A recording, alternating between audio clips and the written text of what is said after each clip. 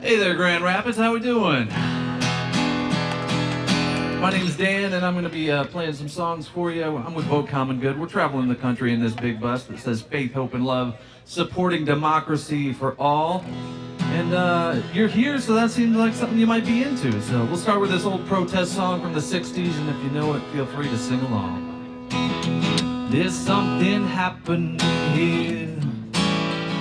What it is ain't exactly clear. There's a man with a gun over there telling me I've got to beware.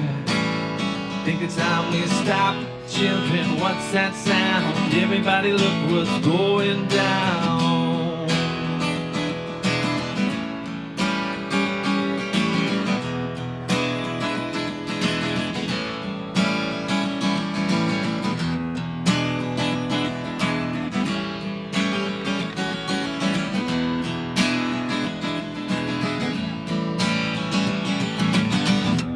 What a field day for the heat. 10,000 people in the streets, singing songs and carrying signs. They mostly say hooray for our side. Think we gotta stop. Children, what's that sound? Everybody look what's going down. Stop. Hey, what's that sound? Everybody look what's going down. Stop. Hey, what's that sound? Everybody look what's going down.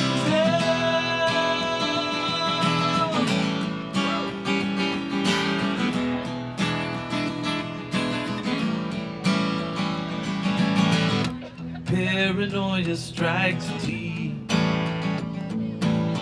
into your life, it will creep. It starts when you're always afraid. Step out of line, the man comes and jerk you away. You think we gotta stop. Children, what's that sound? Everybody look what's going down. Stop. Hey, what's that sound? Everybody look what's going down. Stop.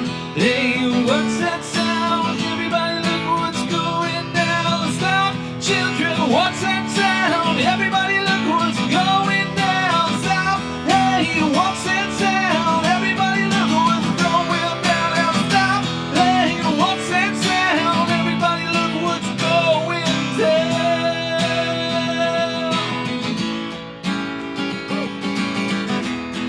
You ready for a little jump start today?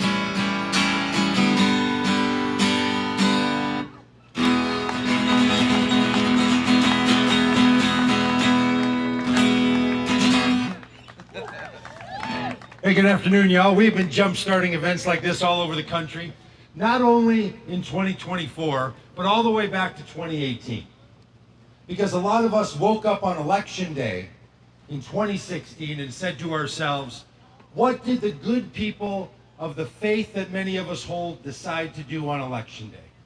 Now, I don't want to bring you back, because we are not going back, but I do want to remind you that good people of Grand Rapids, of Minneapolis, where I live, of Oregon, where Tim lives, of Holland, Michigan, of Mississippi, of Albuquerque, all over the country, good people of faith, said they wanted Donald Trump to be the president of the United States. And it broke our hearts. So we said, like all of you, we're going to do something. We're not going to do nothing. So we decided that we would go out in the country and invite religious people to stop voting for Donald Trump. So when people ask us, what do you do driving around the country in this bus? We say, we invite religious people to know that they don't have to vote for Republicans. And some of you know how shocking that news is to people. There are a lot of people who are like, never heard it in my life. We've watched tears come in people's eyes and they say, thank you. I don't know if you've driven yet between Holland and Zeeland to see some billboards along the highway. Thank you. They have a silhouette of Jesus on one side saying, turn the other cheek. The thing that people have been taught and have said was core to their essence. And then on the other side is a picture of that former president saying, I want to punch him in the face. The man said that about a fellow citizen of the United States. Or maybe you've seen the one that say, welcome the stranger, as a quote from Jesus, and Donald Trump saying, get them the hell out, when he was speaking about people who live in Ohio. Or they're polluting the bloodstream of America. Now, we're not going to spend all day reminding you what a problem Donald Trump is. That man is like a self-cleaning oven. He does all the work for you. You know what kind of trouble it is. We're here to remind you and the other people in Grand Rapids how good you are. And I'll tell you, we get to go to a lot of places. We're going to drive to Philadelphia tomorrow. And then we're going to make our way down to North Carolina. And then we're going to be in Atlanta. And then we're going to come back to Ohio. Then we're coming back here. Because we like being in Grand Rapids and we like being in Michigan. You know why? Because you are the swingiest district in the swingiest state in the swingiest election. So swingers, we are ready to get people out in this election. Now I want to tell you another piece of news that maybe you already know. Only 2 counties in the state of Michigan between the 2016 and the 2020 election flipped from voting for Donald Trump in 2016 to voting for Joe Biden in 2020. 2, Kent County and Ottawa County. There were great candidates running, as there are great candidates running right now. And there were a lot of people who made it. You don't win Kent County and Ottawa County without religious voters stepping up and doing the right thing. So you won the election for the state of Michigan because the switch in those 2 counties was greater than the presidential margin of victory in the state of Michigan. You all did it, and you all are going to do it again. Now, we could, again, spend all day, and I'll tell you, I'm a Christian pastor, evangelical pastor, my entire adult life. It's deep in my core. I believe the teachings of Jesus. I believe every person, whether they're Randy Beist or Donald Trump, are a true light of the world and salt of the earth. Donald Trump is a beloved child of God. But not every salt of the earth and light of the world should be the president of these United States. And that man needs to keep his dim little light out of the White House again, because this isn't personal only about him. This is personal about his behavior and what it's done to this country. So thank you for being here. We're going to introduce you to some candidates who many of you know better than we do. And we're going to remind you how important it is that you dig down deep, that you put another yard sign. Maybe it's a candidate yard sign or a Faith, Hope, and Love yard sign. That you grab some postcards that we have over there that have the mailing addresses for faith voters in this district. And you're going to send them some postcards that say, on election day, as a person of faith, would you join me in voting for love, joy, peace, patience, kindness, gentleness, self-control? A series of adjectives that have never been used to describe that other man. And vote for Harris Walls. And then on the back, you get to write a candidate, you drop it in the mailbox, you send it to them. And I promise you this, we know they work, because we've had people sending those postcards to faith voters in this district, and they call us. They look up the email addresses, they send us a note, they call us on the phone, and they say, how did you know who I was? So we want you to leave here equipped to act. Now, I had the privilege of voting 3 days ago. Anybody else had the privilege of voting already? Thank you for voting. Thanks for voting early. As we say at Vote Common Good, vote early and vote often. Just don't do that second one in the same election. But get out and vote early, if you possibly can, because you don't know what's going to happen. And I'll tell you, I felt great when I got to fill in that circle for Kamala Harris and the governor of my state, Tim Walz. I hope you'll do that. But I also hope that you're going to vote for Hillary Scholten in this next election. I hope you're going to vote for an auditor. I hope you're going to vote for a judge. I hope you're going to vote for people that you're going to meet today. And it really matters. So thank you for being here. You're going to hear from a whole number of people that are going to remind us of what's at stake. And it's my privilege to introduce to you the poet laureate of Vote Common Good. Her name is Genesis B. She's a world-renowned poet. And she's going to remind us that what we are up to matters in 20 days. But it's not new. We've been experiencing this for a long time in this country. And what we do on Election Day is a starting line and not a finish line, because the work isn't quite done. This is Genesis B., the poet laureate of Vote Common Good. Thank you, Genesis. Thank you, Doug. Thank you all for being here. My name is Genesis B., and I come from a beautiful state called Mississippi. And I do mean beautiful. The most beautiful place I've ever seen, and I've been around the world with the most beautiful people, in my humble opinion, because y'all are beautiful too. As beautiful as my state is, has a lot of issues, historically and present, deep-rooted in racism, homophobia, misogyny. So growing up there, I had to navigate a lot. And I remember being a young queer kid, black kid, woman in Mississippi thinking, if only I could leave. It's better out there. If I could leave Mississippi, I can escape the racism, the misogyny, the homophobia. And then I left. And it wasn't long before I realized that Mississippi is a microcosm of my nation. Police exoneration and mass incarceration. Black and brown bodies, a commodity. Mothers separated from babies, border policy. It's like the White House was painted in the Klan's ideology and our leadership, exploiting white poverty. Think about it. Keeping us separate and divided, gay versus straight, white versus black, based off of fear and far from the facts. Yes, I hail from a state called the mighty Mississippi. My state flag held the stars and bars, praising a brutal history. It flew in front of schools and in my judge's court, sending a clear message to us that our lives are not important. Cause my dad was only 5 when the Klan drive-by bust bullets into his house with 6 children inside. On the back of the truck, a Confederate flag flying high, and these are the truths that some choose to deny. See, Mississippi, like America, eats your child and mine. The white supremacists' lie is a prison of their own design. They forfeited their humanity in order to deny mine. Because supremacy is a lie, but some have accepted it, a Confederate curse they inherited. Bigotry is blinding, and their fear of the other has blocked their own blessings from the sisters and brothers. Outrage, fatigue, I'm screaming I can't breathe. From the top, it trickles down, from the judges to police. Because the illusion of freedom is far more dangerous than any jail cell or cramped cages. I said the illusion of freedom is far more dangerous than any jail cell or cramped cages. Yes, Mississippi is a microcosm of my nation, where cowards replace white sheets with fake avatars, repeating their parents' folklore, tooth fairy, Santa Claus, the history's whitewash. Google black codes and bylaws. In the comment section, sound off, sound off. Lord, they sound off, don't they?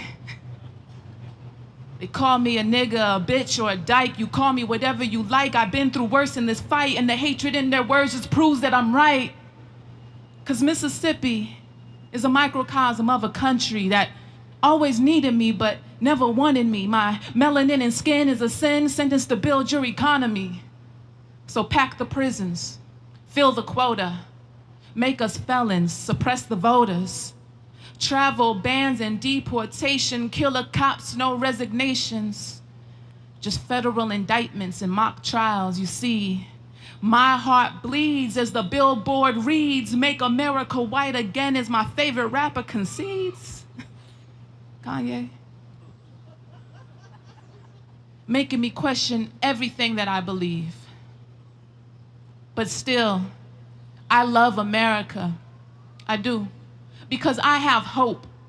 Some choose to jump ship, and some steer the boat. Yes. See, I know that love and compassion lives in the smile of every child, in the heart of every kid. So be brave enough to break the curse. We need you at the polls, out in droves, fighting against the bigots you oppose. Study law, run for office, make a call, write your Congress. Use your voice and choose a march. Malcolm's gone, grab the torch. Read a book, write a rap. Just speak with truth and deal with facts, please. Freedom and justice are under attack. Alt-right affiliations of Trump's administration, Confederate infiltration, neo-Nazis showing faces. Just fueling the fear and the hatred while expanding their corporations. Do you see now how Mississippi is a microcosm of our nation? I'm Genesis B, y'all. Thank you.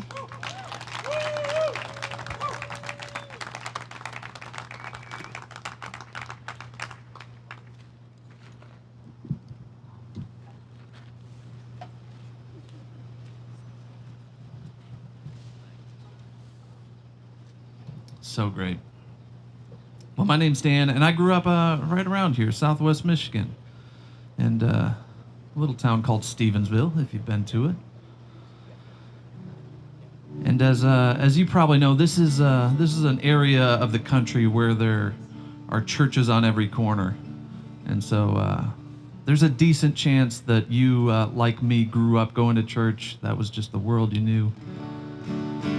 And maybe you, like me, woke up in 2016, the day after the election, and realized that 81% of white evangelicals, the tribe that I come from, voted in a man that looked nothing like Jesus. And it wasn't so much that they voted for him, but every day and every line in the sand since, they continue to support this guy, throw their weight behind him, whether it's making fun of a disabled reporter, bragging about sexually assaulting women, putting kids in cages. Line after line was crossed, and Christians turned the other way. Well, I put my frustrations into the song, and maybe there's a bit of your story in this as well. It's called Hymn for the 81%.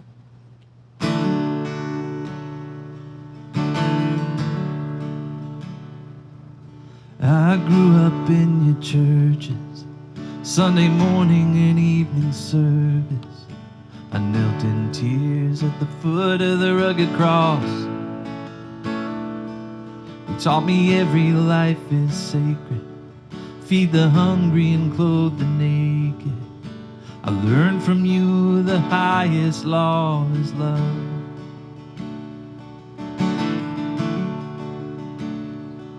And I believed you when you said I should trust the words in red to guide my steps through a wicked world.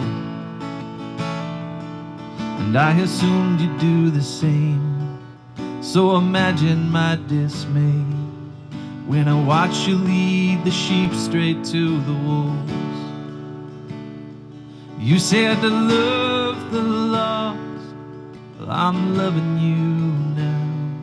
You said to speak the truth, well, I'm calling you out. Why don't you live the words that you put in my mouth? May love overcome and justice roll down. Oh, they started putting kids in cages, ripping mothers from their babies, and I looked to you to speak on their behalf. Oh, but all I heard was silence, or worse, you justified it, singing glory, hallelujah, raise the flag. See, your fear had turned to hatred, but you baptized it with language torn from the pages of the good book. You weaponize religion, and you wonder why I'm leaving to find Jesus on the wrong side of your walls. You said to love the lost, well, I'm loving you now. You said to speak the truth, well, I'm calling you out. Why don't you live the words that you put in my mouth? May love overcome and justice roll down.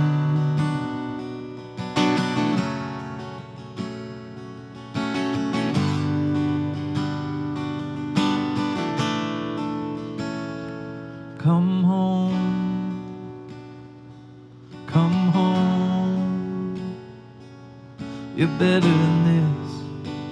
Oh, you taught me better than this. Come home, come home. You're better than this. Oh, you taught me better than this.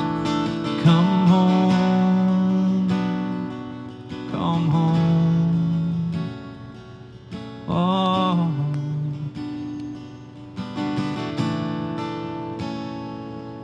Maybe I was too naive, or I just didn't want to see that there's always been a little poison in the well. Our churches sit on stolen land, a nation built by stolen hands, and we use the Bible to justify it all.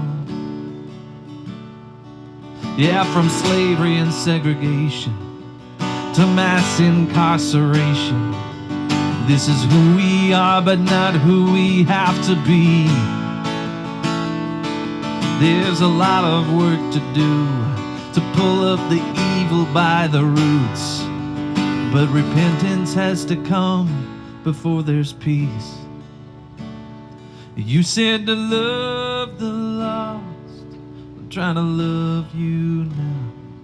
You said to speak the truth, that's why I'm calling you out. Why don't you live the words that you put in my mouth?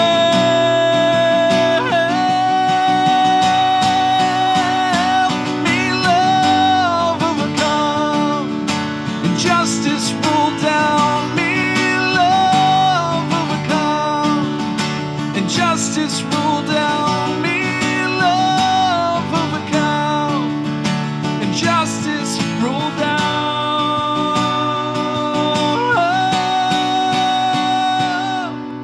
May love overcome and justice roll down. Hey, thank you so much.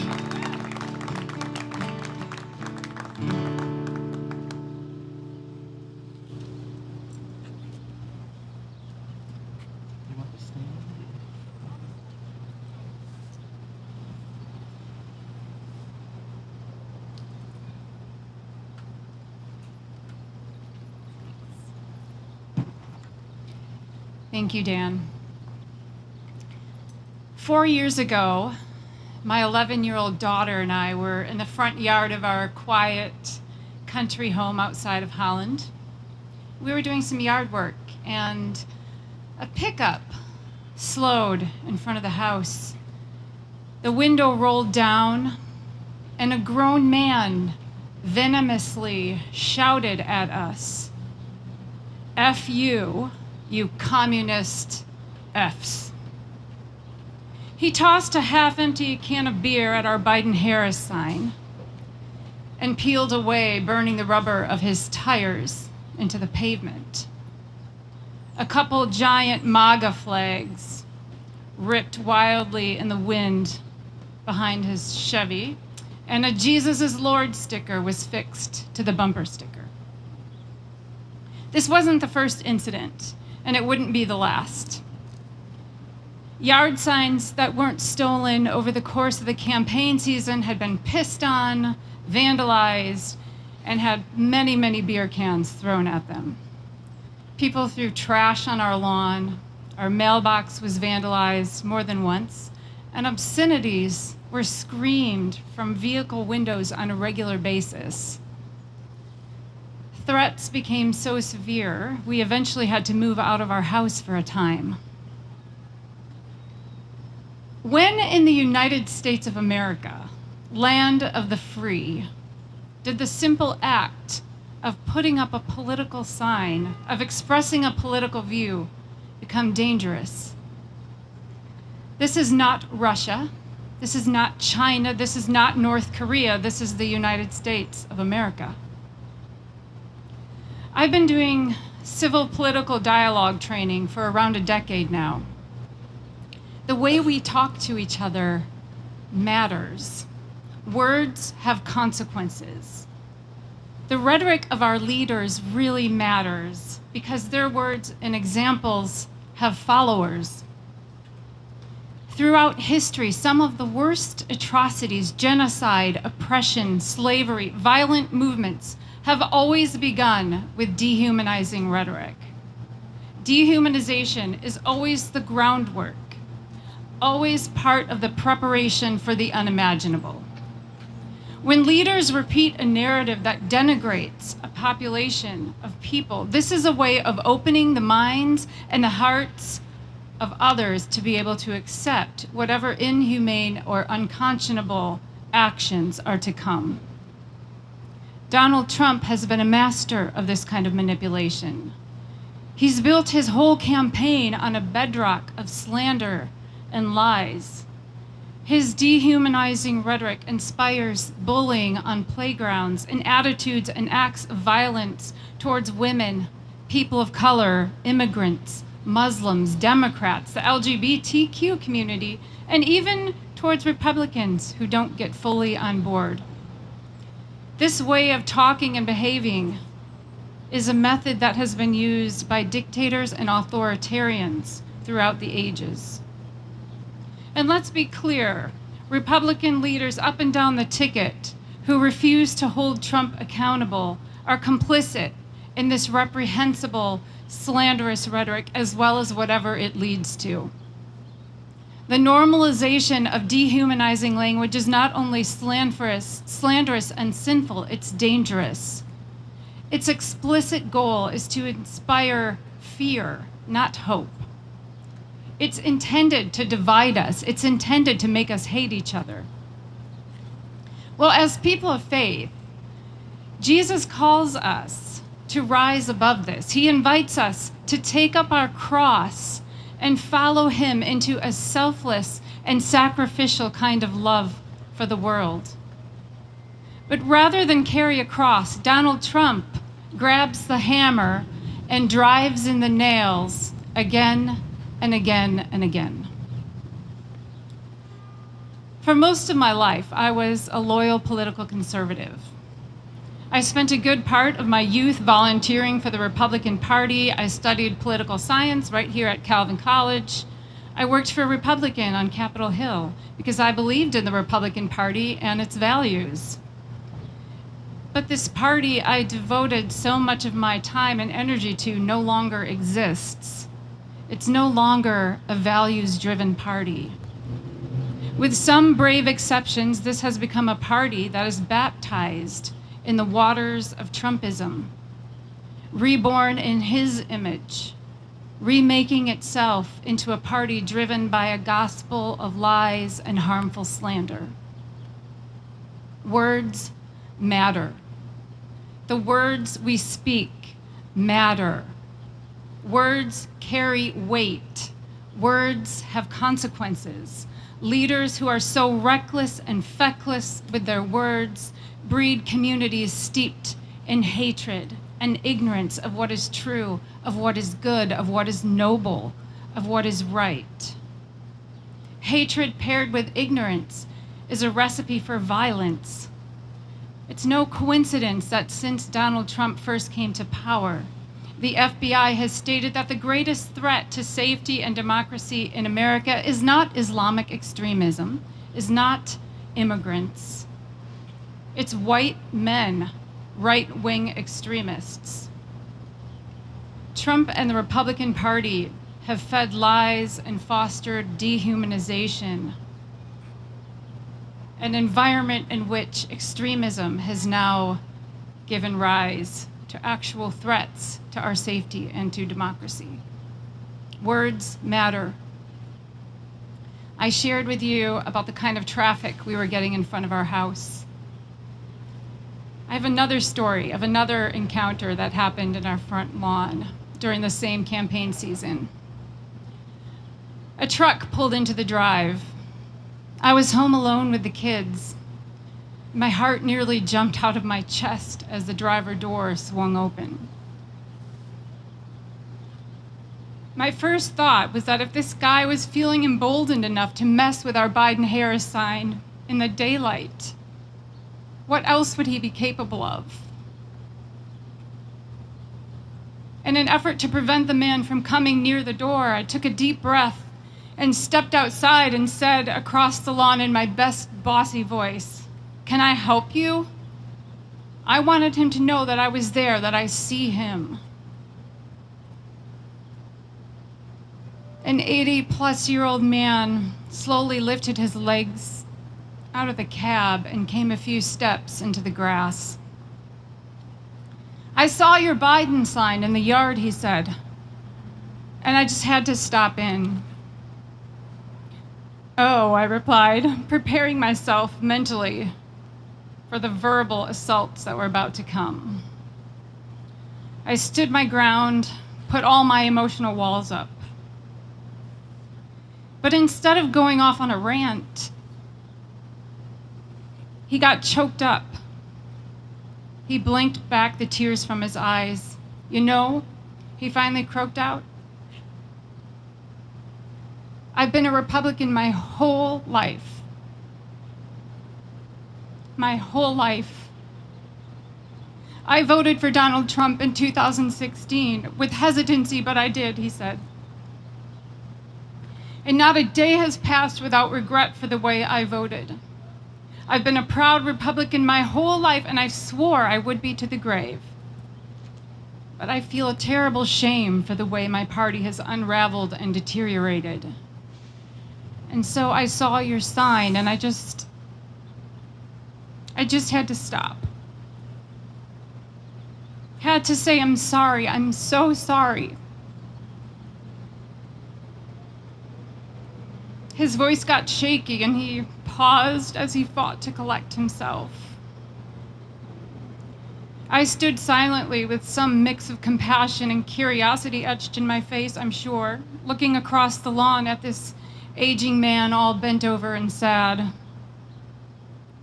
I wasn't sure if he was apologizing to me personally because of the sign or to the whole world for the impact of his one vote. In one fell swoop, he continued, our fundamental values are just gone. Truth and decency no longer matter. I no longer recognize the grand old party, and I don't expect it will ever be recovered in my lifetime. Because he said, once your integrity is gone, you don't just decide to get it back one day, you have to earn it back. And that takes time. And I just don't think I'll be around anymore by the time that happens. He shook his head again. I was too stunned for words, near tears myself. I knew this story after all. I had been a devoted Republican for much of my life too. I too grieved the slippery slope it seemed to be sliding down so fast. Releasing this confession from his lips seemed to release a weight from his soul. Well, anyways, he continued, I've been driving by this house and seeing this Biden sign, and I've been wanting to stop and just see the face of the person who's standing up amidst the sea of people to say enough. And I want you to know that you've given me courage too, to think that maybe I can put up a sign. You know, then you don't have to be so alone out here in the country, and we can stand up together. Well, I wanted to reach across the distance and give this sweet, tormented man a big hug. Instead, I thanked him for stopping in. I thanked him for his solidarity.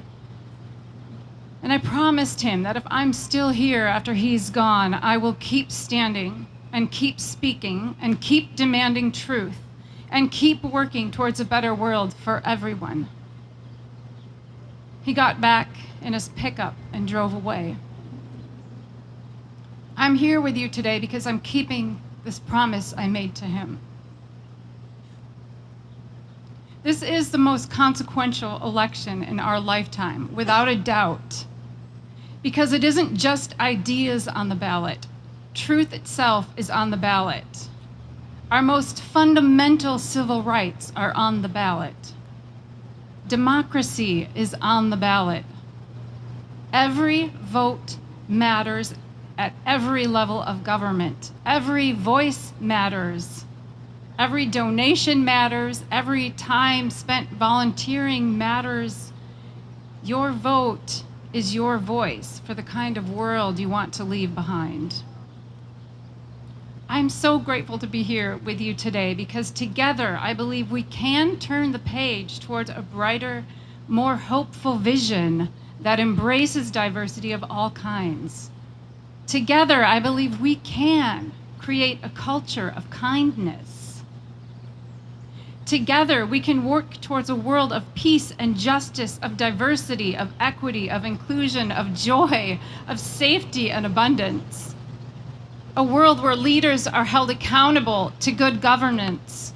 a world where violence is not tolerated, a world where everyone is embraced and beloved and given the opportunity to thrive, a world where civil rights are expected, a world where perspectives can succumb to compromise, but truth is never compromised.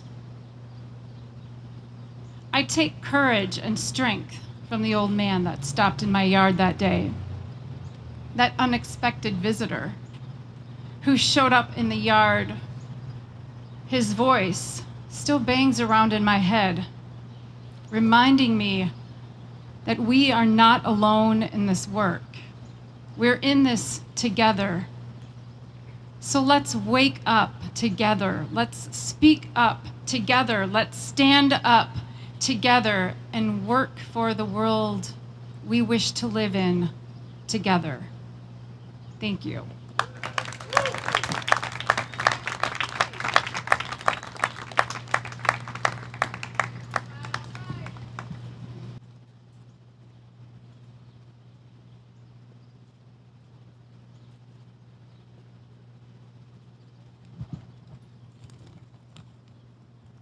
I'll be really quick.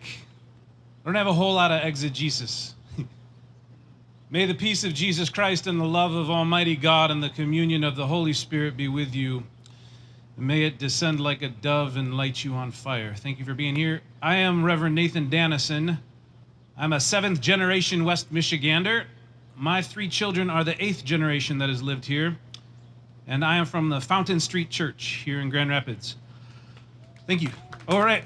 Over there on Fountain Street, a beacon of light that has stood for a century and a half in defiance of every power and principality that has tried to yoke the good people of this city to the machinery of hatred.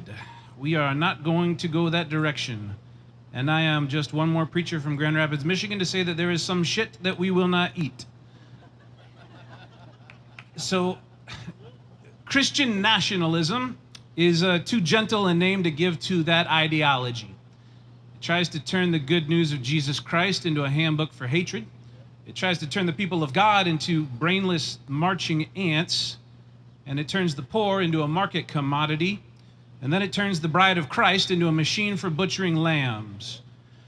We are not called by God to be cowards hiding behind a border wall, huddling in darkness, or driven to hatred of immigrants by rich politicians.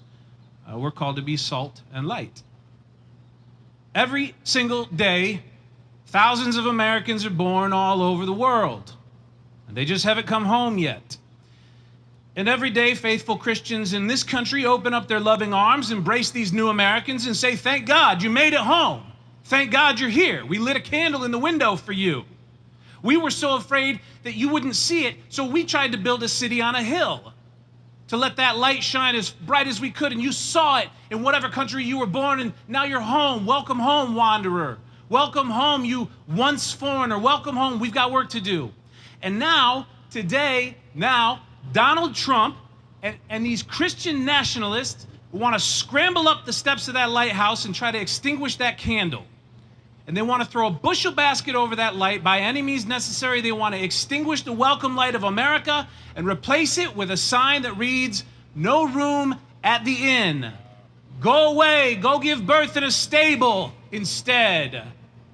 And are we going to let them snuff out that light? Christian nationalism is an oxymoron. It's an oxymoron. It's for morons. There is nothing national about Christ. And in any case, this is not a Christian nation. If it were, we would know it by its fruits. This is the nation I love and I live in and I raise my children in. This nation, as Genesis B and as Dan and everybody just tried to remind us, this beautiful nation, and long may it prosper. I call no other nation home. This nation is also a nation that makes war on the poor at home and overseas. This nation that I love locks up more of its citizens than any other nation on earth. This nation executes its civilians and bankrupts its people for want of medicine. It steals from the poor and gives to the rich. It is not a Christian nation. And there is nothing nationalist about the good news of Jesus Christ. The commission did not send the apostles into the world in order to build America. He did not say, go ye unto a nation. He said, go unto all nations, all the world. For God so loved America that he gave his only son. For God so loved white Americans that he gave his only son. For God so loved the people who call themselves Christians in America and look a certain way and talk a certain way. It says, for God so loved the world. The world. So there can be no Christian nation. There are only the nations and the Christians that dwell therein. And Christian nationalism isn't just a contradiction in terms. It is an intentional twisting inversion of both of those terms. Nearly 5 years ago, a group of broken, sick boys decided to travel across state lines into Michigan and come to the city that I lived in just south of here. These newborn fascists decided to come to my city and goose step up and down the streets and stomp and chant their little prayers to their favorite politician. We knew that they were finished, they would do what they always did, which is we're going to fan out and commit hate crimes and hunt down our unhoused friends and family members and minorities, and we knew that we had to do something. But for God's sakes, at the time I was a Christian minister and a white man, and these boys called themselves Christians and they were white boys, and so how was it my work? Because then I would just become part of the problem. And so I called a mentor of mine, a woman who had been dealing with this nonsense for decades before I was born, was a leader and a powerful woman of color who could instruct me in paths for the sake of my soul. And I said, what on earth do faithful Christians like myself have to say to these soul-sick boys so filled with hate and poison? And you know what she told me? She said, Nathan, clean up your trash. Christians, clean up your trash. And so whatever harm has been left in the wake of decades and centuries of so-called Christian xenophobia, racism, the economic exploitation of the poor, and then dragging the gospel through the mud in service to right-wing politicians like Donald Trump, is a pile of trash. And American Christians, people of faith, if you look like me, we have got work to do. We got work to do because it's on us to clean up our trash. Then we got to take it to the curb. We take the trash to the curb. We're going to clean up our trash on November 5th. We take it to the curb, okay? Amen? Amen. Amen. Thank you. Yes.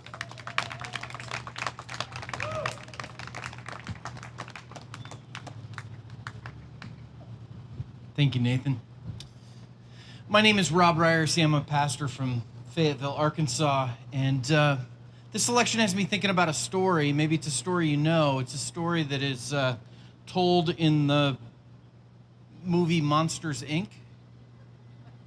Do you remember Monsters, Inc.? It tells the story of a factory, Monsters Incorporated, that runs on the power, the energy produced by the screams of children.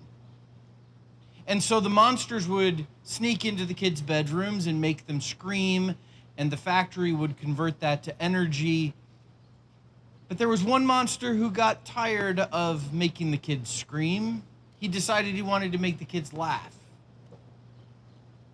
By the end of the movie, they figure out that the laughter of the children produces more energy. It has more power than their screams. Joy is more powerful than fear. Our politics has been dominated by fear for a long time. We've had a Republican Party that is trafficked in scaring us about who might be coming into our country, scaring us about what will happen if certain people are elected, and over and over and over again, we have let that fear energize us, motivate us. It's been the thing that has had power over us. And I wish I could say it was just Republicans who trafficked in fear-mongering, but I'm not sure that would be very accurate. Because there's a lot of Democrats that are trying to scare us too. But I think America is having its Monsters, Inc. moment where we're realizing that there's something more powerful than fear, and that's joy. It's optimism. It's hope. And in the final couple of weeks of this election season, it's going to be real easy to give in to the fear. The nervousness is going to build. The tension is going to rise. And it's going to be easy to be swayed, to be angry and fearful and judgmental of others. But just try to remember that that's not the thing that has the power. The power is in joy, hope, optimism.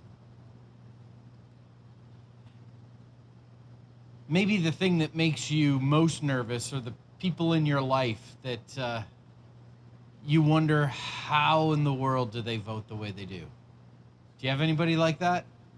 I've got some people like that. I doubt my mom is watching on the live stream, but you know. I want to encourage you today that if you've got people in your life like that, don't give up on them. Don't give up on them, because people change. I know this because I have changed. I grew up very Republican. Like as a teenager, I had pictures on my wall of like Bob Dole and this unknown freshman congressman from Georgia named Newt Gingrich. Autographed picture on my wall. I was a caller on the Rush Limbaugh show. 5 times I got on the air. Yeah. You didn't know you were going to be with a celebrity today. One summer for summer camp, I went to teenage Republican school. What I'm telling you is I was really the coolest kid in my high school. That's what I'm telling you. But that's how I grew up. And over a period of time, a whole lot of circumstances, things changed. I changed. Because people can change. And here's the thing. The thing that brought about change in my life was not judgment. It was not anger. It was not shame. It was not even a good argument. It was the kindness, the love, the grace of people around me. The joy rather than the fear. And here's the thing, if you've got somebody in your life that you don't know how they're going to vote, or you think maybe they're thinking about doing something different, I want to give you a little tip. I want to give you a little thing you can say to them. Here's what you can say. I'm not asking you to become a Democrat. I'm asking you to vote for Hillary Scholten in this election.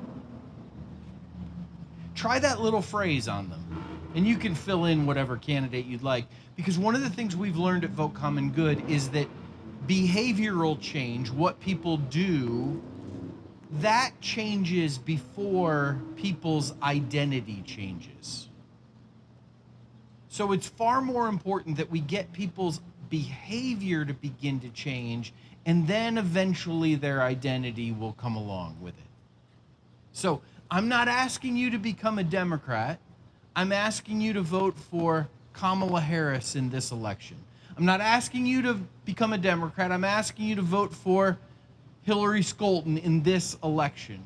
I'm not asking you to become a Democrat. I'm asking you to vote for one of the amazing candidates that it's running that you're about to meet. If you are running for office, would you join me up here?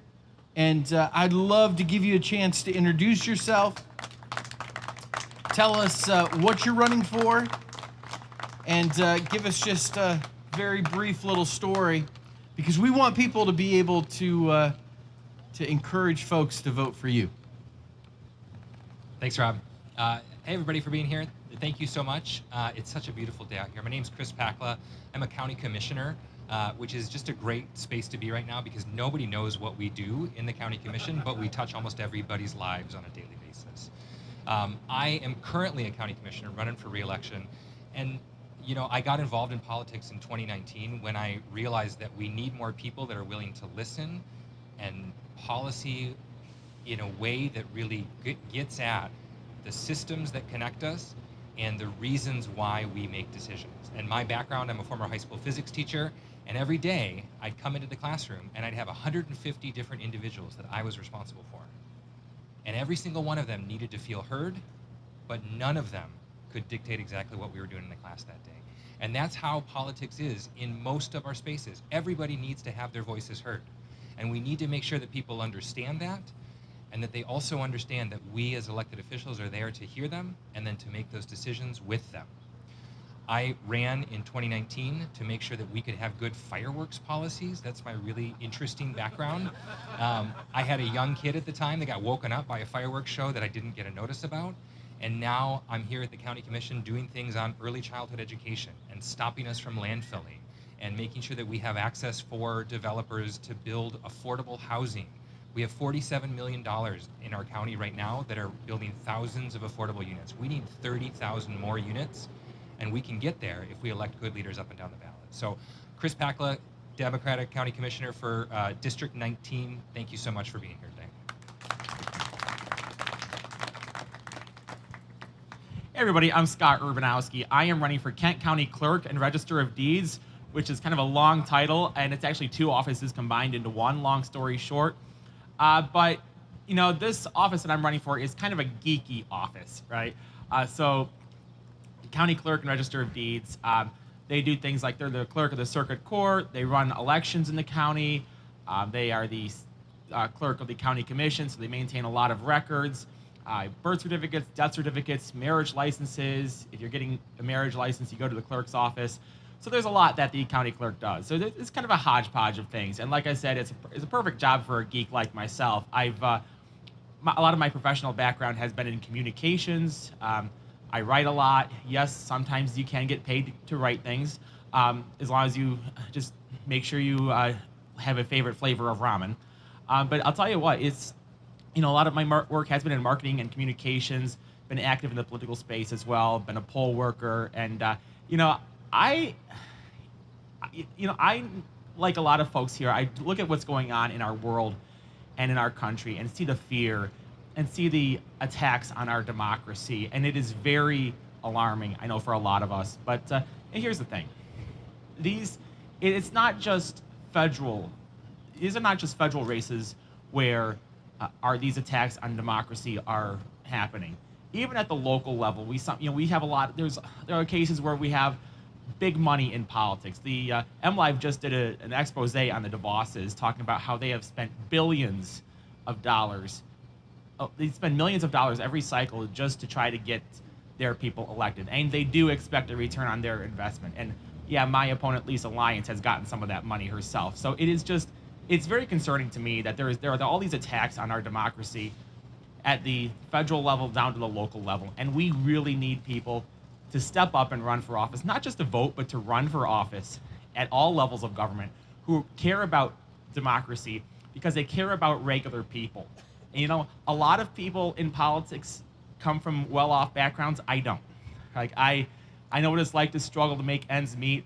I got laid off a couple of years ago, and it has not been the same since. So, you know, it's important to elect folks not only who care about democracy, but who care about ordinary people. And that's what public service is about. It's not self-service, it's public service. So again, I want to say thank you very much. Scott Urbanowski, Democrat running for Kent County Clerk and Register of Deeds.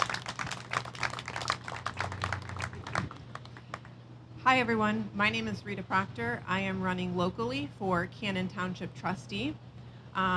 Trustees here are a part of a 5 or 7 person board, and they're responsible for having an equal vote on every local decision that comes before them, even more local than what Kris is responsible for.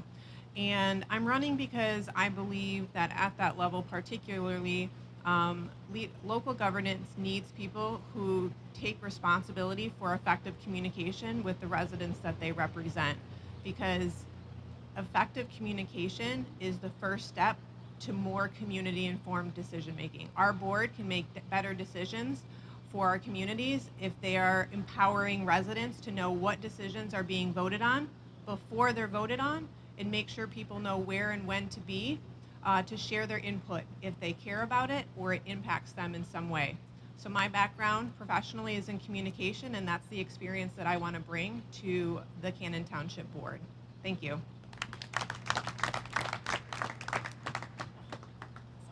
Hi everyone, I'm Charissa Huang, and I'm running for 17th Circuit Court Judge, and it's a countywide seat here in Kent County. A little bit about myself. I grew up in West Michigan. I will proudly be the first Asian American elected official if I am successful in this election in the history of our county. I'm also a proud gay Christian. And so everything that was said by all the speakers and the songs before me really resonated with me. I don't know how we got to this point, but we need to turn the tide, and I think that we are doing good work here. So yes, for the last 13 years, I've been mostly a civil rights attorney. I represent children when they are sexually assaulted by the people that we have entrusted to take care of them in schools and in sports. The other thing I do is I'm on the indigent defense list for Kent County, so people who cannot afford a counsel and who are accused of crimes, and that happens a lot these days. People can't afford counsel. The county appoints me to defend them. I've also worked for small businesses. I've done a broad range of legal, I've helped people in a broad range of legal matters. So it is a countywide seat. Anyone who lives in Kent County can vote for me. I'll probably be on the back of the ballot. And thank you all so much for being here today and standing up for the common good, because who wouldn't? Yes. Thank you. Thank you all so much. I'm not asking you to become a Democrat. I'm asking you to vote for Kris, Scott, Rita, Charissa. Thank you so much.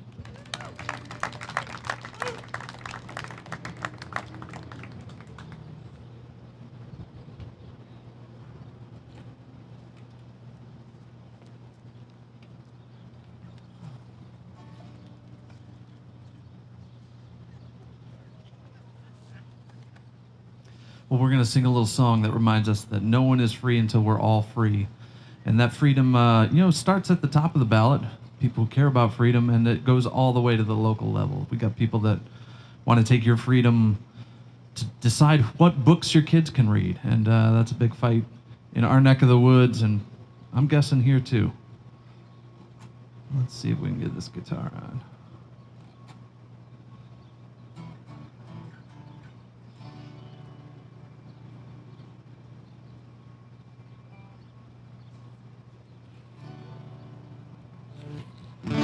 There we go.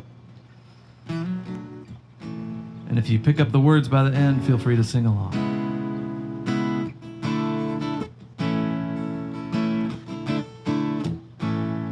There's a world at war, caught in suffering, silent casualties. Oh God, grant us peace.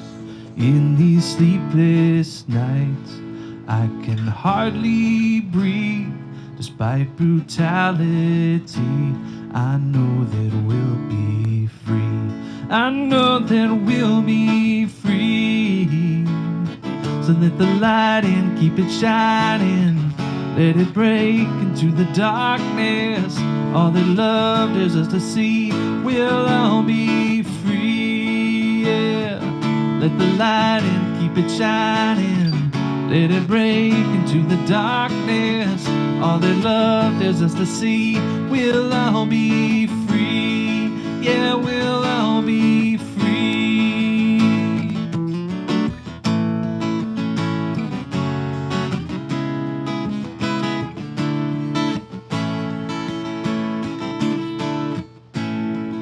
In these desperate times, love will hold us here.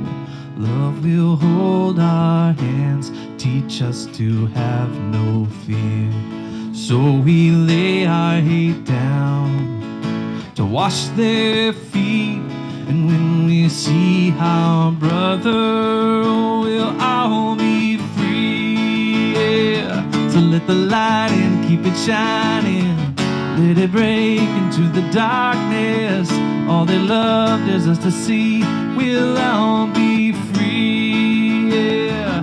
Let the light in, keep it shining. Let it break into the darkness. All they loved is us to see.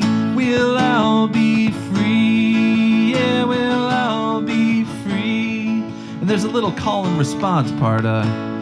If you want to join in, I'll say free, you'll say free. It goes like this. And we'll be free, free, free, free. We'll all be free. We'll be free, free, free. We'll all be free. Oh, we'll be free, free, free, free. We'll all be free. Oh, we'll be free, free. We'll all be free. Yeah. So let the light in, keep it shining. Let it break into the darkness. All they loved is us to see. We'll all be free. Let the light in, keep it shining. Let it break into the darkness. All they loved is us to see. We'll all be free. Oh, we'll all be free. Yes, we'll all be free. Make a little noise for my friend Nick Brock. Thank you, Dan. That's Dan Dietrich. Thanks for hanging with us, friends. I just want to share with you a little bit about my story as we wind our afternoon down together. This is called To Support and Defend the Constitution, So Help Me God.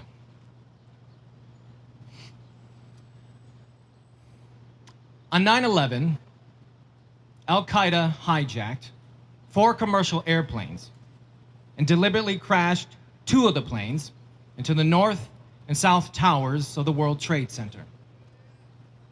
The crashes created a massive fireball, leaving a thick plume of smoke over New York City. The towers collapsed and people outside ran in fear for their lives. The third hijacked plane was crashed into the side of the Pentagon and created a wide and burning gash. And after learning about the other attacks, passengers on the fourth hijacked plane, Flight 93, bravely fought back and crashed the plane into an open field in western Pennsylvania, about 20 minutes by air from Washington, D.C. The 9/11 attacks killed 2,977 people and would become the deadliest terrorist attack from a foreign adversary on U.S. soil.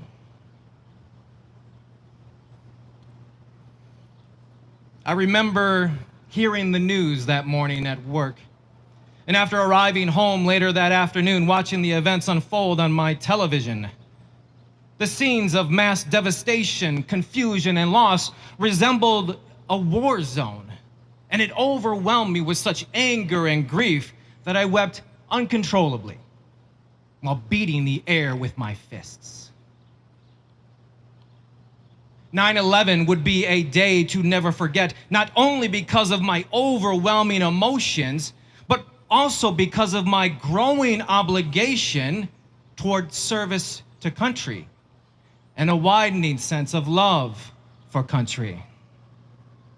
Because of 9/11, I would enlist in the military. So standing in a room full of young men and women, I prepared to take the military's oath of enlistment.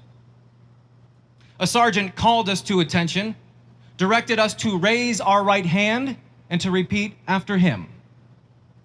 I, Nick Brock, do solemnly swear that I will support and defend the Constitution of the United States against all enemies, foreign and domestic, that I will bear true faith and allegiance to the same, and that I will obey the orders of the President of the United States and the orders of the officers appointed over me according to regulations and the Uniform Code of Military Justice. So help me God. It was at that particular moment that I had committed my whole self not to just defend a particular branch of service, not the flag, not the country, and not even the president, but rather to the Constitution, which symbolized all of these things. You see, friends, I was now a part of something much larger than just myself. I would serve under that oath for 10 years in the United States Air Force, and afterward be honorably discharged. Thank you. 6 years after that, however, I would be reminded of the solemnity for my oath on January 6, 2021. On January 6, former President Trump summoned a violent mob to march on the U.S. Capitol in support of his wholly fabricated charge that the 2020 presidential election had been stolen from him.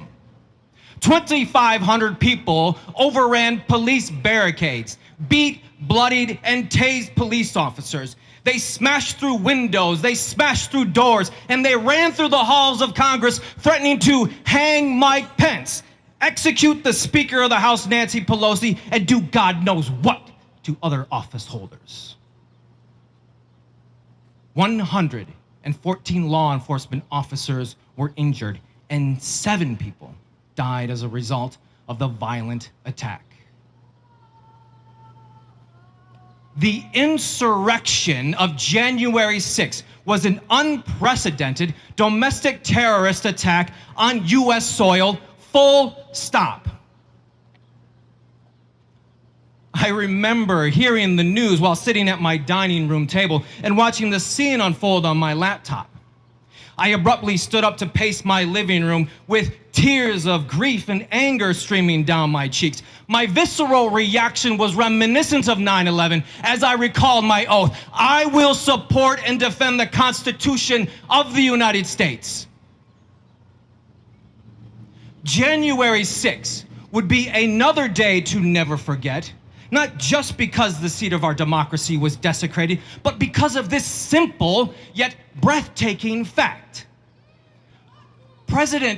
Former President Trump and I, both worlds apart from each other in every sense of the word, had one thing in common. One, to defend the Constitution to our best abilities. Yet I was the one who bore true faith and allegiance to the same and left my post honorably. You see, January 6th was more than just a quote-unquote problem, or that former President Trump just simply left the White House as vice presidential candidate and military veteran J.D. Vance would have us all believe. No, to the contrary. Former President Trump attempted to overturn the election results in order to seize power illegally and remain in office. And when the violent mob laid siege to our U.S. Capitol, he watched the attack on television for more than 3 hours and refused to tell the insurrectionists to go home. And after they had damaged the Capitol to nearly $3 million, former President Trump chose to address his violent insurrectionist mob by saying with a wink and nod of approval, "We love you. You're very special." My fellow Americans, we must choose in this election to honor those who support and defend the Constitution. Trump violated his oath to the Constitution and brought dishonor to thousands of military members around the globe who remain steadfast to their oath of enlistment, and most unequivocally, to the countless men and women who lost their lives in support of that cause.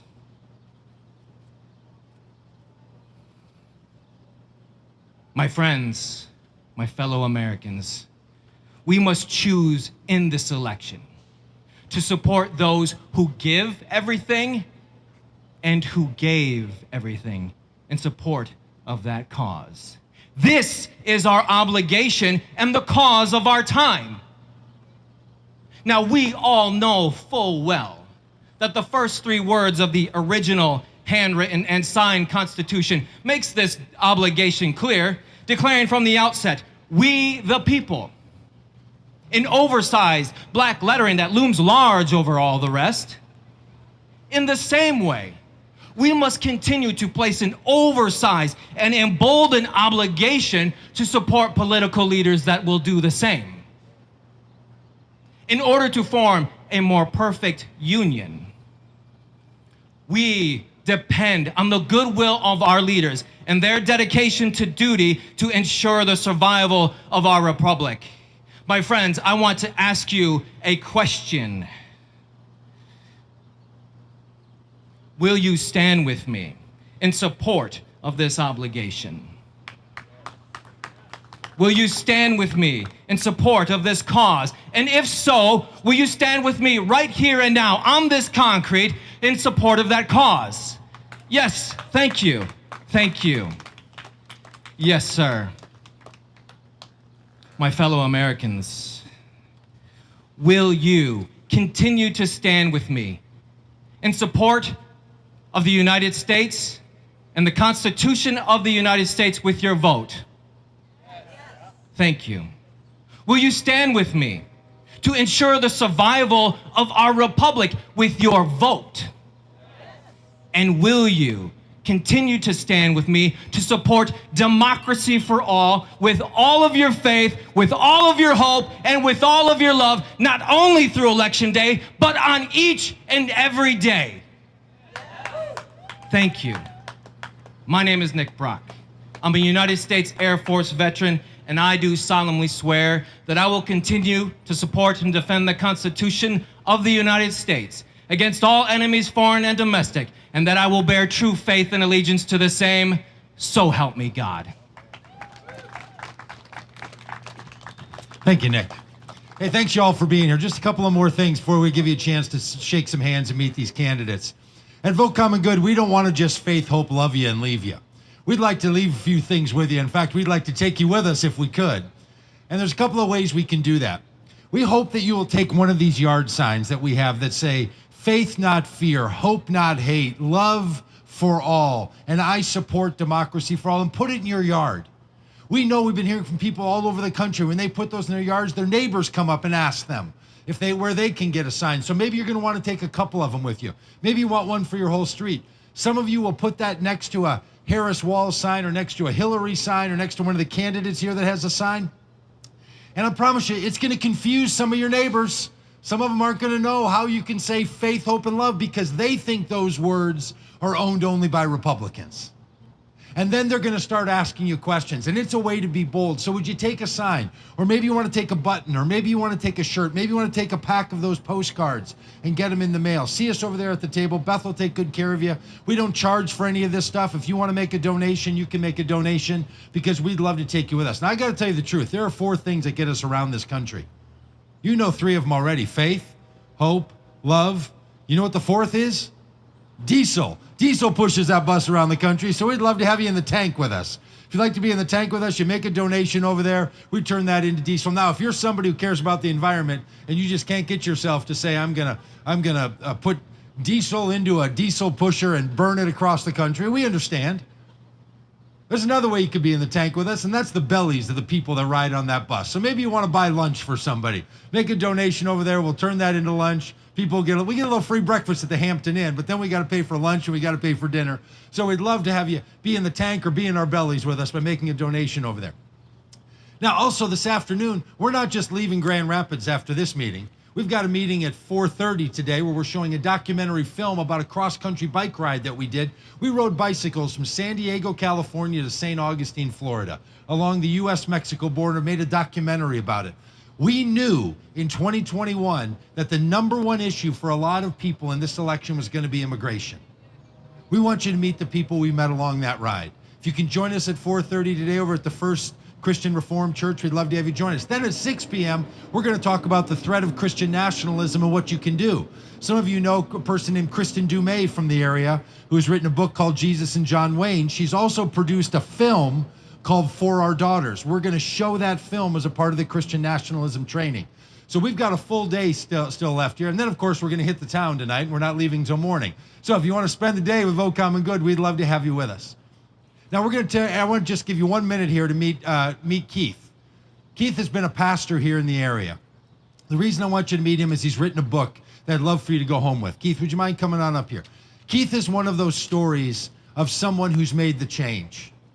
You all know people that Rob has talked about that's got you out here. Keith has written a book. We'd love for you to go home with a copy of one of these books. Maybe he's bringing out more. Are you bringing out more out of that thing, Keith? Keith is a real fan of the props, this fella. Oh, yeah, here it is. Here it is. You just can't get enough. Keith, tell us a little bit about this book and what people can connect in. Thank you, Doug, very much. Yeah, this is my friend Randy, and he's humble enough to hold this little illustration. I was born and raised here in West Michigan, and I went to college and seminary right here in Grand Rapids, and served a church. I went around the country, but then I served a church finally in Holland, Michigan, and I became the pastor of that church while Donald Trump became president. That presented a tremendous conflict because in order to survive as a pastor,